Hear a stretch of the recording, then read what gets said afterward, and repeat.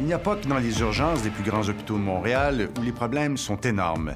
Ils le sont tout autant dans les unités de soins intensifs, où pourtant les patients sont souvent à l'article de la mort. Pour 7 patients qu'on n'a pas pu traiter dans les délais, il y en a un qui va perdre la vie. Il y a 2 ans, un groupe d'intensivistes dénonçait le manque d'accessibilité aux soins intensifs lors d'un de nos reportages. Nous sommes allés les revoir et visiter leur lieu de travail pour voir si les choses se sont améliorées ou, au contraire, se sont dégradées. Retour sur enquête dans un milieu où souvent la vie ne tient qu'un fil.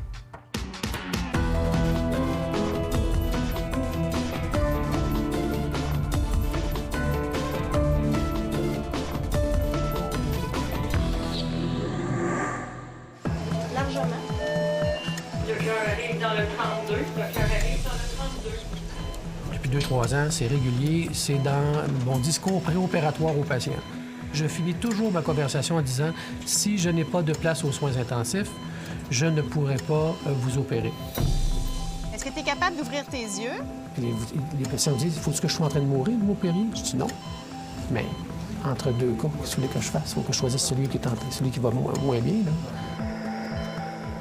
Ce n'est pas une question de budget, ce n'est pas une question de gestion déficiente des effectifs, loin de là. C'est un problème de ressources infirmières en soins intensifs.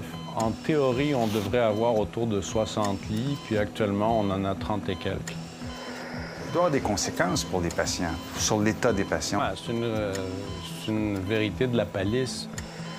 Par manque d'accès, il y a des gens qui meurent. Il n'y a aucun doute là-dessus.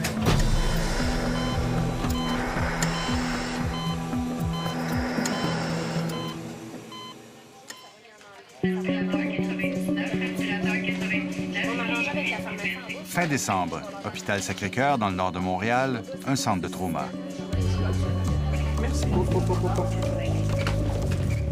Une équipe des soins intensifs se bat jour et nuit pour sauver un accidenté de la route dans la vingtaine qui est entre la vie et la mort depuis presque une semaine.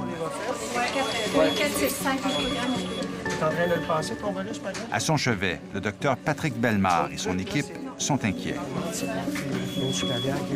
L'état du malade s'est dégradé durant la nuit. Ce cas n'est pas inhabituel aux soins intensifs. C'est le quotidien des médecins et des infirmières qui y œuvrent.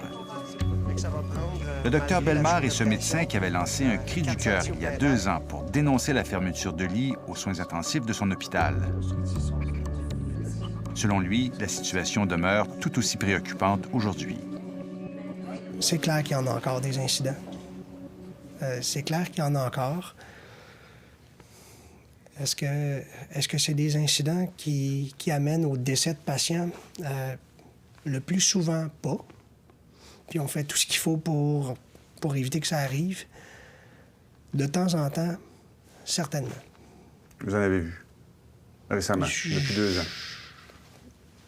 Oui, j'en vois. Puis je pense que mes collègues en voient. En fait, je suis certain que mes collègues en voient. J'ai l'impression que pour plein d'autres choses dans le système de santé, ça prend une crise. Quelque chose de gros. Oui. Puis... Pour se rendre compte que les soins, ça déborderait de partout. Puis... Oui. Puis de mon point de vue, la crise, on la vit à chaque semaine. Des fois, dans une semaine ouvrable, quand on n'est pas chanceux, on la vit à chaque jour. Puis ça prend la forme d'incidents qui sont juste assez gros pour nous interpeller puis nous dire, bien, est-ce qu'on est encore en train de violer notre serment d'Hippocrate? Puis juste assez petite pour qu'à l'échelle systémique, ce ne soit pas considéré comme des crises. No. You can't stay here. This is an emergency room. Yeah. That's why the intensive care is the place for you. It's just that there were no beds right now. Hôpital Juif de Montréal. Il y a 2 ans, le chef des soins intensifs menait la bataille des intensivistes du Québec, comme représentant de leur association. Il n'en pouvait plus de passer la moitié de son temps à chercher des lits pour ses patients. Il est aujourd'hui encore plus amer qu'avant. Il y a du gaspillage, il y a un patient qui n'est pas traité tout de suite. Ça coûte très cher. Ça coûte très cher. Il reste plus longtemps, il est plus malade, il y en a qui meurent plus vite. C'est un coût à la société qui est énorme et qui n'est même pas mesuré. Donc des gens qui meurent plus vite? Définitivement. Par manque d'accès, il y a des gens qui meurent. Il n'y a aucun doute là-dessus. Puis je pense que tout le monde pourrait témoigner de ça. Oh, that's gonna have to come out, eh? Oh boy, oh boy, oh boy. Il y a des études qui disent que le plan A marche mieux que le plan B. Bien, quand on prend le plan B, il ne faut pas être un génie pour voir que le plan B va moins bien marcher au Québec, comme il marche moins bien dans les études qu'on a toutes adoptées, qu'on a toutes acceptées. Donc, on pratique sous un standard de pratique acceptable. Et substandard, moi, je pense que travailler sous un standard, les Québécois méritent mieux que ça. L'Hôtel-Dieu de Montréal, un hôpital du CHUM. Lors de notre visite avant les fêtes, on venait tout juste de rénover l'unité des soins intensifs et la doter d'équipements ultramodernes. Pourtant, on pouvait constater que presque la moitié des lits ici étaient fermés, faute de personnel infirmier. Est-ce que ça va mal à ce point? Je le dis depuis 2 ans et quelques. Et à chaque fois, la situation va de pire en pire. Donc, Ça se dégrade actuellement. Oui. Dans les hôpitaux, dans les grands hôpitaux universitaires sur l'île de Montréal, la situation est critique. De plus en plus, on est confronté à l'impuissance d'offrir des soins poussés aux patients qui sont les plus vulnérables. Plus on attend pour intervenir, plus les conséquences sont graves. Nous savons qu'un patient qui se présente avec une infection sévère, qui est une menace à sa vie dans une urgence au Québec, nous avons une fenêtre d'opportunité de 4 à 6 heures pour instaurer certains traitements qui ne peuvent se donner qu'aux soins intensifs. Mais je sais que pour 7 patients qu'on n'a pas pu traiter dans les délais de 4 à 6 heures, il y en a un qui va perdre la vie. Cette journée en est une comme une autre à l'Hôtel-Dieu. Pourtant, la moitié des chirurgies avaient été annulées, faute de place aux soins intensifs. Comme toujours, il faut aller aux cas les plus urgents. Aujourd'hui, une jeune femme enceinte avec un grave problème cardiaque bouscule l'horaire.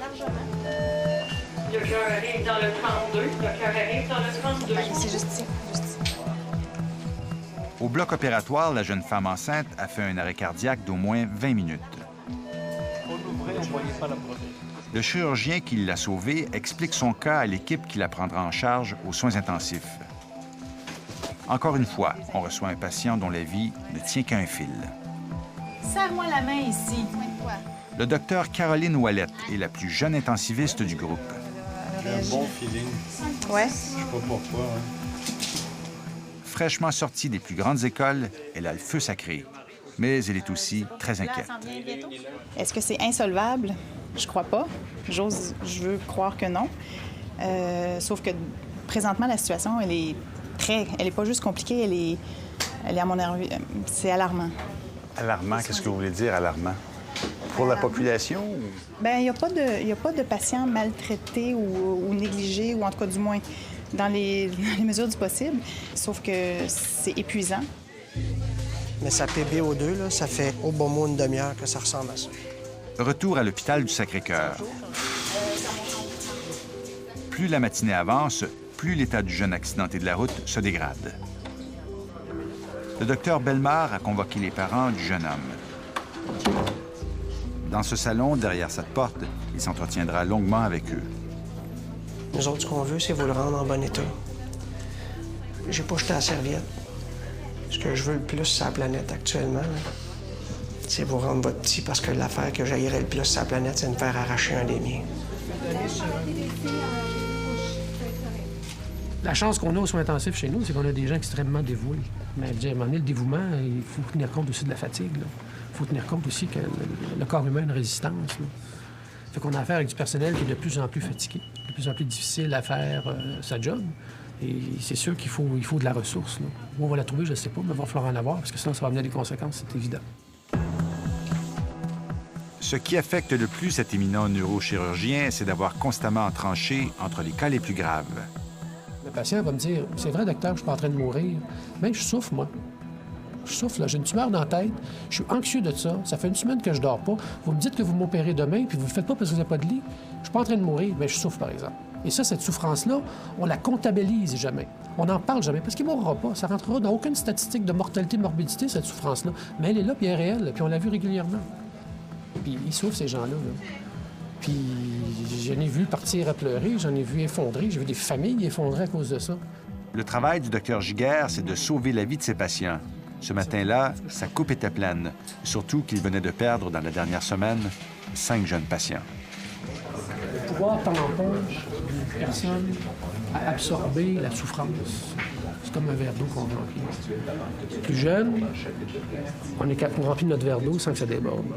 Quand on a accumulé, à chaque goutte qu'on rajoute, ça déborde. Puis on n'arrive jamais à avoir assez de répit pour le vider.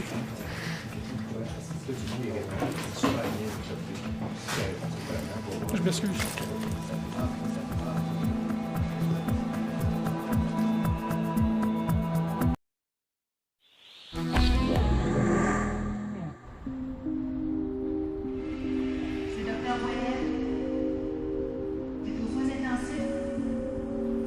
Tu as été opéré pour ton cœur.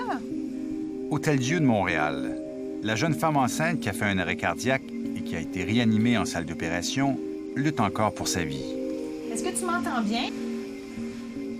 Est-ce que tu es capable d'ouvrir tes yeux? Dans les grands hôpitaux de la région de Montréal, la situation aux soins intensifs est aussi grave que dans les urgences en raison de la pénurie d'infirmières. Mais on en parle rarement. Pourtant, l'unité des soins intensifs est le centre nerveux de l'hôpital. S'il y a un endroit où l'accessibilité doit être facile, c'est bien ici, puisque les malades sont souvent à l'article de la mort. Après notre reportage d'il y a 2 ans, un groupe de travail a été mis sur pied pour trouver des solutions aux fermetures de lits. Mais le ministère, sont sourds. C'est ça, les ministères sont sourds, oui. Ah ouais. Ils prêtent une oreille, mais on ne sait pas qu'est-ce qu'il y a derrière l'oreille. On dit qu'on dit des choses, ça rentre, et puis on n'a aucune idée qu'est-ce qui se passe avec cette information-là. Dire qu'il n'y a rien qui a changé, c'est qu'il y a souvent une perception, les gens nous disent qu'il n'y a rien qui a changé. Mais on sait qu'au niveau des soins intensifs au Québec, il y a eu quand même des choses qui ont été faites.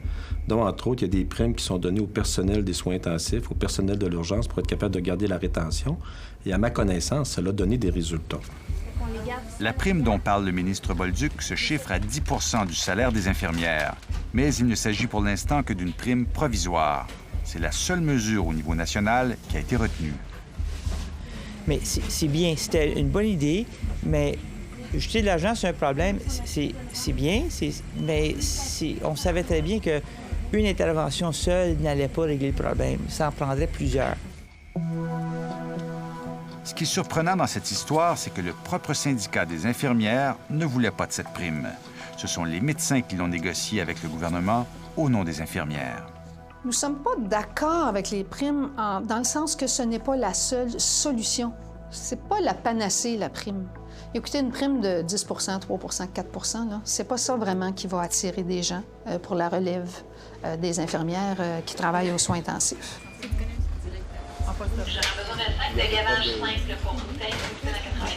Il n'y a personne, ni à l'agence, ni au ministère, ni aux syndicats nationaux, qui soit prêt à reconnaître le statut spécial d'une infirmière hautement spécialisée puis hautement qualifiée en sévère pénurie comme les infirmières de soins intensifs. Toute la question tourne autour de la reconnaissance ou non du caractère spécifique de l'infirmière travaillant aux soins intensifs. Oui, ça prend des infirmières avec des connaissances particulières, mais ça n'en fait pas des infirmières meilleures que les autres parce que chacune a des connaissances particulières dans ce qu'ils font. Alors donc, si je vous comprends bien, leur traitement devrait être équivalent, un peu comme ce que dit le syndicat, dans le fond. Vous êtes de cet avis-là. Moi, je vais vous dire, l'infirmière qui donne des traitements d'oncologie, puis qui prend en charge des patients, puis leur injecte des substances qui peuvent être toxiques, est-ce que c'est mieux ou moins bien que l'infirmière qui, elle, s'occupe de travailler sur un respirateur ou qui travaille à donner des soins à des personnes spécialisées? Pour moi, ce sont tous des bonnes infirmières. Donc, si je comprends bien ce que vous me dites, c'est que ce n'est pas vrai que travailler aux soins intensifs, c'est beaucoup plus difficile que dans d'autres départements dans un hôpital. C'est ce que vous me dites?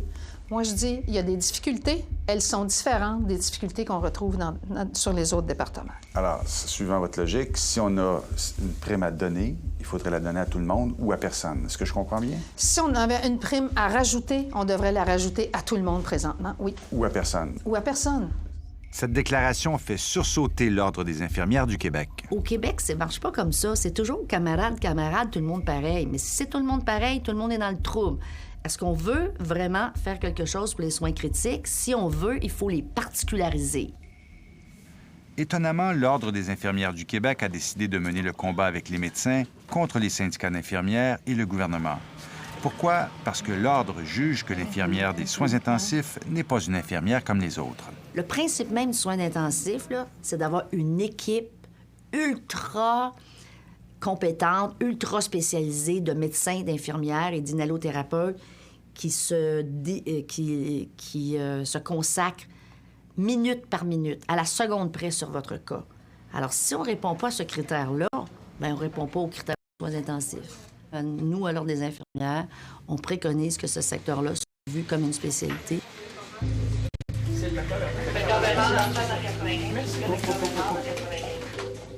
Retour à l'hôpital du Sacré-Cœur. La pression dans sa tête augmente, puis ce qu'on craint beaucoup, c'est que l'alimentation en oxygène puis en nutriments au cerveau soit compromise actuellement.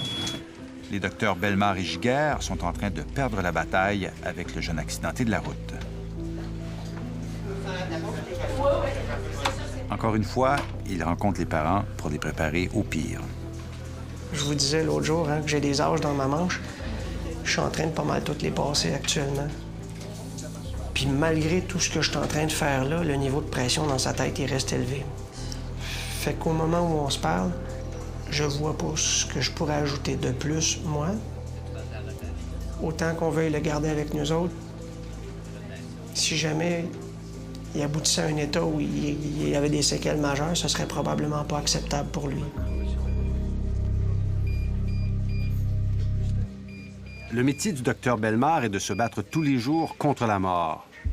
Mais il trouve parfois que le combat est déloyal. Oui, dit-il, des efforts ont été faits depuis 2 ans par la direction de son hôpital pour maintenir un nombre limite de lits aux soins intensifs. Mais il s'attriste de voir une des salles de son unité, destinée à soigner des patients, servir à entreposer de l'équipement et des lits vides, exactement comme il en existait une il y a 2 ans. Il fut un temps que les soins intensifs, c'était le secteur où tout le monde voulait aller travailler dans un hôpital. Parce que c'était intéressant, c'était structuré, c'était encadré, il y a une dynamique avec les médecins qui est intéressante. Pourquoi aujourd'hui qu'on ne voudrait pas y aller? Moi, je pense que poser la question, c'est un peu y répondre. On n'a pas un plan de match complet. Il y a une foule de raisons qui expliquent la pénurie d'infirmières aux soins intensifs. Une des plus importantes étant le temps supplémentaire obligatoire. Les infirmières sont souvent rebutées par la lourdeur de la tâche, par la qualité de vie, beaucoup de travail de nuit. Souvent, elles sont obligées de rester. Les ignobles temps supplémentaires obligatoires dont vous avez certainement entendu parler. Il y en a beaucoup, malheureusement, trop aux soins intensifs. Et ça les rebute, ce qui fait que notre taux de roulement est très important. La lourdeur de... Combien votre taux de roulement? Il est autour de 17 17 15 à 17 Donc, presque 2 infirmières sur 10 que nous formons à nos dépens quittent. Annuellement? Oui. Est-ce que c'est dangereux, ce qui se passe aux soins intensifs actuellement pour les malades, à votre avis? J'espère que non. Je peux pas vous le dire au... Pas très rassurant. Bien, je peux pas vous le dire. Un hôpital je peux juste vous dire qu'un hôpital qui a un trop gros taux de roulement, dans ce secteur-là, c'est délicat. C'est extrêmement délicat.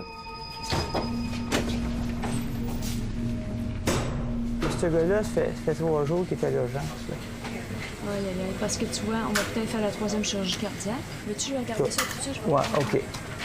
Si c'était pas de nos voisins ontariens, je dirais, je pense que je vais arrêter de perdre mon temps. Je vais peut-être arrêter de faire des soins intensifs et faire quelque chose de plus facile. Je n'ai pas besoin d'être un gestionnaire si je suis capable d'avoir la même satisfaction professionnelle autrement. Mais à cause de nos voisins ontariens qui ont gagné le défi, ils ont relevé le défi avec succès, j'ai encore espoir.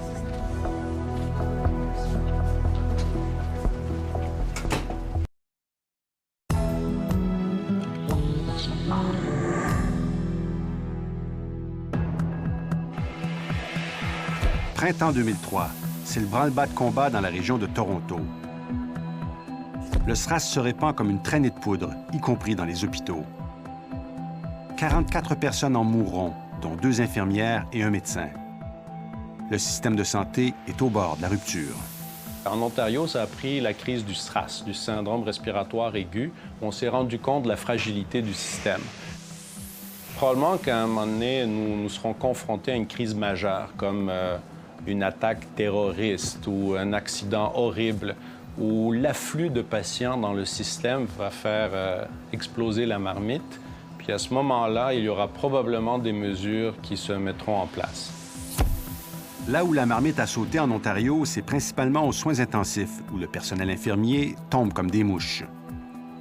On s'est aperçu qu'on était à la limite. En tout temps, on était à la limite de nos capacités. Le docteur Pierre Cardinal est intensiviste en Ontario depuis une vingtaine d'années. Il raconte qu'après le SRAS, le ministère de la Santé de l'Ontario a lancé une vaste consultation auprès du personnel des soins critiques pour mieux coordonner le système. Les gens du ministère parlent directement aux professionnels de la santé pour identifier les problèmes, pour trouver des solutions, pour proposer des solutions. Et avant? Avant, je n'ai jamais parlé à personne du ministère de ma vie. Le docteur Cardinal travaille dans la toute nouvelle unité des soins intensifs de l'Hôpital général d'Ottawa. C'est le NEC plus ultra des soins intensifs. Est-ce que vous devez fermer des lits parce que vous avez des pénuries de personnel des fois? Très rarement. Très, très rarement. Un des collègues du docteur Cardinal est le docteur Redouane Boily. Il travaille à Ottawa depuis 3 ans. C'est l'ancien chef des soins intensifs de l'Hôtel-Dieu du CHUM à Montréal. Il est venu pratiquer en Ontario parce qu'il n'en pouvait plus de la situation des soins intensifs au Québec. Il y avait le manque chronique d'infirmières, la fermeture de lits. Ça a amené beaucoup de frustration. Ça c'était fatigant à certains moments. Ici, j'ai rarement vu un chirurgien venir se plaindre que son cas a été annulé, etc. Un virage à 180 degrés a été effectué dans toutes les unités de soins intensifs en Ontario. 270 millions de dollars y ont été investis au cours des 3 dernières années. 7 millions ont été consacrés pour améliorer la formation des nouvelles infirmières. Par exemple, ici, à l'Hôpital général d'Ottawa, ça se traduit par un programme de 5 mois durant lequel les infirmières continuent de toucher leur salaire. Mais là où il y a une véritable différence, c'est qu'en Ontario, le salaire des infirmières est beaucoup plus élevé qu'au Québec et que dans la plupart des hôpitaux, comme ici à Ottawa, il n'y a pas de temps supplémentaire obligatoire aux soins intensifs. Est-ce que vous sentez qu'elles sont plus heureuses que ce que vous voyez au Québec ou... C'est incomparable, ça je peux vous dire. Incomparable. Incomparable. Moi, ici, c'est rare que j'entende des infirmières se plaindre soit de leurs conditions de travail ou du stress, du niveau de stress. Les lits des soins intensifs en Ontario sont aussi mieux gérés qu'au Québec. Les médecins n'ont plus à en chercher pour leurs patients. Grâce à une centrale téléphonique, on sait maintenant où sont les places disponibles dans les différentes unités de soins intensifs. Aussi, le gouvernement a investi une trentaine de millions pour la mise sur pied d'équipes volantes d'intervention en soins intensifs partout dans la province. C'est une équipe qui est d'appel 24 heures par jour, 7 jours sur 7. Puis on répond à la demande. Alors si, par exemple, une infirmière au plancher ou même un membre de famille reconnaît qu'un patient va pas bien... Sur un étage. Sur l'étage. Ni à l'urgence, ni aux soins intensifs. C'est ça. Okay. Un patient à l'étage qui commence à détériorer, ils ont juste à signaler, activer le système, puis aussitôt, l'équipe se présente au chevet du patient avec tout l'équipement nécessaire pour traiter ce patient-là. Puis avec aussi l'expertise nécessaire pour s'en occuper. Donc, on n'attend pas que l'état se dégrade avant de l'accepter aux soins intensifs. Exactement. Et de ce fait-là, on a plus de chances de le sauver. Exactement. Il faut donner les moyens à ceux qui savent, c'est-à-dire les gens du terrain. Ils connaissent les solutions. Si leurs mots comptent, si ce qu'ils disent compte et vous le mettez en application, vous serez étonné de voir les résultats. Vous aimeriez revenir travailler à Montréal? Avec plaisir. Pour revenir, ça prendrait quoi? J'aimerais plus de moyens, peut-être écouter plus, que ma parole compte et puis qu'on tienne compte des gens de terrain, de leurs suggestions. Il faudrait que ça change. Exact. Si vous aviez une chose, une mesure à initier pour essayer de faire changer, donc vous l'avez expérimenté, ce serait quoi? ce serait que les différents chefs des soins intensifs, entre autres de la région de Montréal, s'assoient ensemble et s'assoient avec les directeurs des établissements pour voir c'est quoi le meilleur modèle organisationnel pour justement éviter des problèmes dans nos soins intensifs. Mais ce qu'on nous a dit, c'est que 2 ans, ils l'ont fait avec les agences, avec l'agence, et qu'il n'est ressorti de ça que cette prime de 10 %. Oui, excepté que je pense qu'à ce moment-là, si c'est ça, il faut le reprendre parce qu'il y a moyen de mieux organiser les services. Au Québec, en attendant que le dialogue reprenne, les équipes médicales des soins intensifs poursuivent leur combat au quotidien contre la mort. Le cœur arrive dans le 65-53. À l'hôpital du Sacré-Cœur, le docteur Patrick Bellemare n'a plus espoir de sauver le jeune accidenté de la route. Il s'adresse à nouveau à ses parents. Il nous montre tous les signes de quelqu'un qui s'en va. Comme il est parti là, il va tomber en mort cérébrale plus tard aujourd'hui. Puis, je sais pas quoi faire de plus. Puis quand je jase avec mes collègues, ils savent pas non plus quoi faire de plus. Puis ils me disent, bien, pourquoi tu continues ça, Patrick? Parce que là, ça n'a plus de sens. Plusieurs heures plus tard, les parents du jeune homme décident de faire don des organes de leur enfant. À l'Hôtel-Dieu de Montréal, les médecins ont réussi un véritable miracle en sauvant la vie de la jeune femme enceinte. Mais malheureusement, elle a perdu son bébé.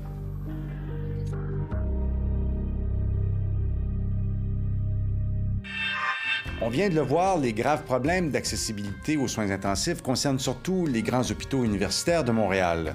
Toutefois, certaines initiatives locales ont été mises de l'avant, comme un programme de résidence pour les infirmières à l'hôpital du Sacré-Cœur. Ailleurs au Québec, la situation est variable selon les hôpitaux et selon les régions.